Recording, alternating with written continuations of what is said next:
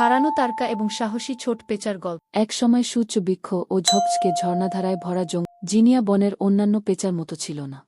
যদিও তাদের সকলের ডানা ছিল যা অন্ধকার রাতে তাদের বহন করতে পারে, জিনিয়ার ডানাগুলি ছোট এবং দুর্বল ছিল। কিন্তু জিনিয়ার এমন কিছু ছিল যা অন্য পেঁচার কাছে ছিল না। তার বুকে একটি উজ্জ্বল রূপালী পালক যা একটি তারার মতো জ্বলজ্বল করছে। এক সন্ধ্যায় চাঁদ যখন উপরে উঠেছিল, তখন একটি রহস্যময় ঘটনা ঘটেছিল। একটি তারা আকাশ থেকে পড়ল, মৃদুভাবে বনের মেঝেতে অবতরণ কর। জিনিয়া বরাবরের মতোই কৌতূহলী তদন্ত করতে ঝাঁপিয়ে পড়।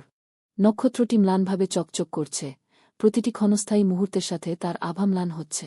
তুমি কে? জিনিয়া ফিসফিস করে বলল, তার ছোট্ট কণ্ঠ বিস্ময়ে ভরা। আমি একটি তারকা, উজ্জ্বল দানা উত্তর দিল। আমি আকাশ থেকে পড়েছিলাম এবং এখন আমি হারিয়ে গেছি।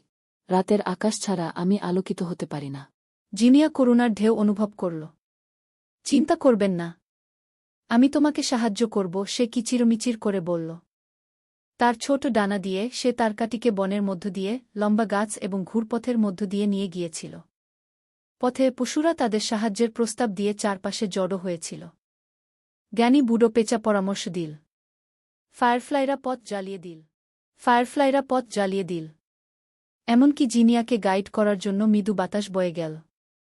অবশেষে দীর্ঘ ভ্রমণের পর জিনিয়া বনের সর্বোচ্চ পাহাড়ে পৌঁছেছিল, যেখানে আকাশ পৃথিবীর সাথে মিলিত হয়েছে। তার সমস্ত শক্তি দিয়ে সে তারাটিকে আকাশে ফিরিয়ে দিই। নক্ষত্রটি তার সঠিক স্থানে উঠার সাথে সাথে এটি আগের চেয়ে আরও উজ্জ্বল হয়ে উঠ। জিনিয়া মুখ তুলে তাকাল, তার মন গর্বে ভরা। তার ছোট ডানা থাকতে পারে, কিন্তু সাহসিকতা এবং দয়ার সাথে সে বড় কিছু করতে পারে।